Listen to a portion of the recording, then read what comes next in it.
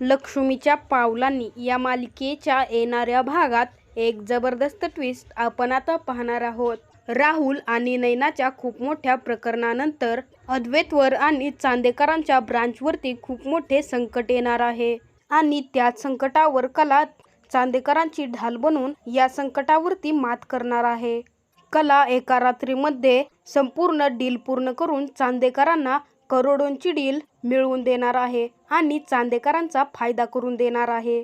कलाची ती कला पाहून चांदेकरांच्या घरातील सर्वांनाच आश्चर्याचा धक्का बसणार आहे. कला आता आलेल्या संकटावरती कशी मात करणार आणि एका रात्रीत डील कशी पूर्ण करणार हे आपण या व्हिडिओमध्ये पाहणार आहोत. तर व्हिडिओ शेवटपर्यंत नक्की पहा. तर इकडे मालिकेमध्ये अद्वैतची खूप मोठी महत्त्वाची मीटिंग असते. त्यासाठी अद्वैत सकाळी लवकर उठतो आणि ऑफिसला जातो. अद्वैत गडबडीमुळे सकाळी काहीही न जेवता आणि टिफिन सुद्धा घेऊन गेलेला नसतो. त्यामुळे कलाला अद्वैतची खूप काळजी वाटत असते. त्यासाठी कला अद्वैतचा टिफिन घेऊन ऑफिसला जाते. तर इकडे ऑफिस बाहेर खूप सारे मीडियावाले जमलेले असतात आणि ते अद्वैतला खूप सारे प्रश्न विचारत असतात. ते अद्वैतला विचारत असतात की तुमच्या लहान भावाने तुमची फसवणूक केली आहे आणि तुमच्या होणाऱ्या पत्नीला लग्न मंडपातून पळवून नेले होते. याबद्दल तुमचं काय म्हणणं आहे? तुम्ही राहुल सरांना तुमच्या बिझनेसमधून बेदखल करणार आहात का? त्यांनी तुमच्यासोबत असं का केलं? असे अनेक प्रश्न विचारून मीडियावाले अद्वैतला खूप हैराण करत असतात. तर अद्वैत सोबत आलेला सोहम मीडियावाल्यांना शांत करतो. त्यांना म्हणतो की हा आमच्या कुटुंबाचा पर्सनल विषय आहे आणि त्याबद्दल आम्हाला काहीच बोलायचं नाहीये. तुम्ही कृपया करून आम्हाला आज जाऊ द्या. तेव्हा ते मीडियावाले आणखीन एकदा प्रश्न विचारत म्हणतात की अद्वैत सर, तुमची बाहेर खूप बदनामी होत आहे आणि त्याचाच परिणाम तुमच्या बिझनेसवरती झाला आहे. तुमच्या कंपन्यांचे शेअर्स पूर्णपणे कमी झाले आहेत. हे ऐकून अद्वैतला खूप राग आलेला असतो. अद्वैत त्या मीडियावाल्यांना म्हणतो की मला आणि आमच्या परिवाराला त्रास देणं तुम्ही बंद करा. असं म्हणून अद्वैत तेथून रागाने आत निघून जातो. त्यानंतर तेथे ऑफिसमध्ये मीटिंगला सुरुवात झालेली असते. अद्वैत त्यांचे सर्व दागिन्यांचे डिझाईन्स क्लायंटला दाखवत असतो आणि त्यांना म्हणतो की ही आमच्या चांदेकर ज्वेलरीजची मोठी खासियत आहे आणि हीच आमची बेस्ट डिझाईन आहे असं अद्वैत त्यांना म्हणतो. त्यावर ते क्लायंट त्यांना म्हणतात की आम्ही तुमच्या बेस्ट डिझाईनचं काय करू, कारण कोणीच या डिझाईन खरेदी करणार नाही. त्यांना असल्या डिझाईन्समध्ये काहीच इंटरेस्ट नसणार आहे.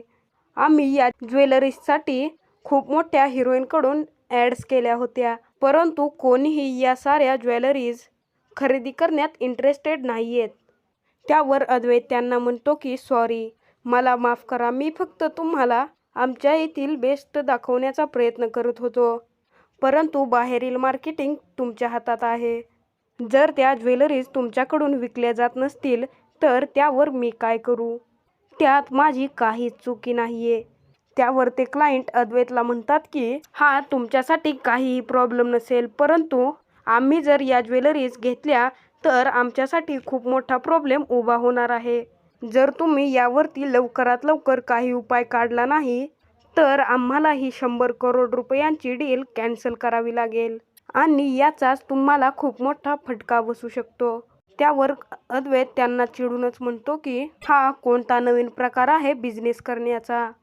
त्यावर ते क्लायंट अद्वैतला म्हणतात की हे बघा अद्वैत सर, बिझनेस कधी पण त्याचा फायदा बघूनच केला जातो आणि मीडियामध्ये तुमची आणि तुमच्या परिवाराची जी काही बेइज्जती चालू आहे त्यामुळेच तुमचा बिझनेस आणि तुमचे शेअर्स खूप कमी झालेले आहेत आणि मग आम्ही तरी इन्व्हेस्टमेंट कशी करणार आहोत. तेव्हा हे सर्व बोलणं ऐकून अद्वैत खूप हादरतो आणि तेथे शांत उभा राहतो. रागाने अद्वैत ती मीटिंग सोडून केबिनच्या बाहेर येतो. सोहम लगेचच धावत अद्वैतच्या मागे जातो आणि त्याला म्हणतो की दादा, असं मीटिंग अर्धवट सोडून बाहेर येणं चुकीचं आहे ना, आणि असंही हे तर आपले खूप जुने आणि खूप इम्पॉर्टंट क्लायंट आहेत ना. असं म्हणून तो अद्वैतला समजावत असतो. त्याचवेळी कला तेथे टिफिन घेऊन येते आणि कला तेथे अद्वैत आणि सोहमचे सर्व काही बोलणे ऐकत असते. त्यावर अद्वैत चिडूनच सोहमला म्हणतो की ते क्लायंट आहेत म्हणून मी काय त्यांना डोक्यावर चढवून घेऊ का? ते मला बिझनेसबद्दल बोलायचे सोडून फॅमिलीविषयी का बोलत आहेत? हा तर आपल्या घरचा मॅटर आहे ना, मग त्यांचा यामध्ये काय संबंध आहे? त्याचवेळी ते क्लायंट बाहेर येतात आणि अद्वैतला म्हणतात की मला असं वाटतंय की जे काही घडलं आहे त्यामुळे तुम्ही डिप्रेशनमध्ये गेला आहात आणि त्यामुळेच तुम्ही पहिल्यांदा असं मीटिंग सोडून बाहेर आलात, असं म्हणून ते अद्वैतला चिडवत असतात आणि ते हसत असतात. अद्वैत त्यांना चिडून म्हणतो की तुम्ही तुमच्या जागेवरती ताबा ठेवा, असं उगाचच काहीही बोलू नका. हा अद्वैत चांदेकर कधीही पळून जाणारा नाही. तेव्हा सोहम अद्वैतला पुन्हा शांत करण्याचा प्रयत्न करत असतो. तेव्हा ते क्लायंट्स म्हणतात की सॉरी, कारण आम्हीही 100 करोडोची डील करू शकत नाही, कारण तुमची डिझाईन खूप फालतू आहे आणि त्याची किंमतही खूप जास्त आहे. आम्हाला असं वाटत नाही की हे ज्वेलरी कोणी घेईल, कारण मिडल क्लास व्यक्ती त्यांच्या खिशाला परवडणार नाहीत म्हणून या ज्वेलरीज घेणार नाहीत, असं म्हणून ते क्लायंट्स तेथून जाण्याला निघतात. तेव्हा त्यांचं बोलणं ऐकून अद्वैतला खूप मोठा धक्काच बसतो. तेव्हा कला तिथे मध्ये येते आणि त्या क्लायंट्सला अडवते आणि त्यांना म्हणते की मला माफ करा, मी तुमच्यामध्ये बोलत आहे. सर, तुमचं असं म्हणणं आहे ना की मिडल क्लास व्यक्तींना या ज्वेलरीज घेणं शक्य नाही आहे, परंतु आम्ही तुम्हाला असं तरी म्हणत नाही आहोत ना की आम्ही त्यांच्यासाठी काहीच करू शकत नाही. ते क्लायंट कलाला विचारतात की तुम्ही कोण?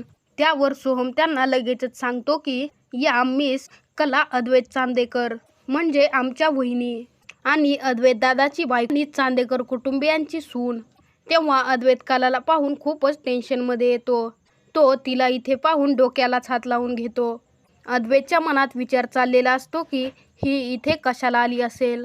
तेव्हा कला तिथे चालाकपणाने त्या क्लायंट्सला समजवण्याचा प्रयत्न करते. कला त्यांना म्हणत असते की दागिना म्हणजे आम्हा स्त्रियांच्या सौंदर्याचा मुख्य भाग मानला जातो. त्या दागिन्यांमुळे स्त्रियांना शोभा येते. त्यामुळे आपण असं काहीतरी करूया की लोक त्या दागिन्यांकडे किमतीपेक्षा भावनिक दृष्टीने बघतील. प्रत्येक वडील हा आपल्या मुलीला तिच्या लग्नामध्ये एखादा तरी दागिना गिफ्ट देत असतो. आपण त्यांच्यासाठी असं कलेक्शन आणूयात की ज्यामुळे कितीही गरीब व्यक्ती असला तरी त्यांच्यासाठी हे दागिने घेणे शक्य होईल. आणि त्या कलेक्शनला आपण नाव देऊया की लक्ष्मी कलेक्शन, आणि ते दागिने फक्त स्पेशल मुलींसाठी असतील. त्यावर अद्वैतला तेथे खूप राग येतो आणि अद्वैत चिडूनच कलाला म्हणतो की चांदेकरांचा ब्रँड फक्त आणि फक्त मोठ्या व्यक्तींसाठी दागिने बनवतो, तो कोणत्याही मिडल क्लास व्यक्तींसाठी दागिने बनवत नाही. त्यावर कला अद्वैतला समजावून सांगते की अरे अद्वैत, आपण प्रत्येक व्यक्तींसाठी दागिने बनवले पाहिजेत. तू माझ्यावरती विश्वास ठेव.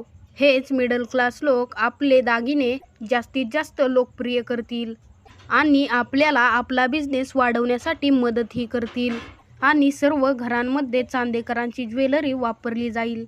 कलाचं हे बोलणं ऐकून ते क्लायंट्स कलावरती खूप खुश होतात आणि ते त्यांना म्हणतात की या मॅडमना अगदी बरोबर बोलत आहेत. आम्हाला हे सर्व आवडलं, परंतु आम्ही डिझाईन्समध्ये काहीही कॉम्प्रोमाइज करणार नाही आहोत. डिझाईन्स छानच असल्या पाहिजे. तेव्हा अद्वैत म्हणतो मी माझ्या डिझायनरशी बोलून तुम्हाला कळवतो. तेव्हा ते क्लायंट्स त्यांना म्हणतात की आम्हाला उद्याच्या उद्या सर्व काही डिझाईन्स तयार पाहिजेत. अद्वैत त्यांना चिडून विचारतो की हा काय फालतूपणा आहे, एका दिवसामध्ये या सर्व डिझाईन तयार करणं कसं काय शक्य आहे.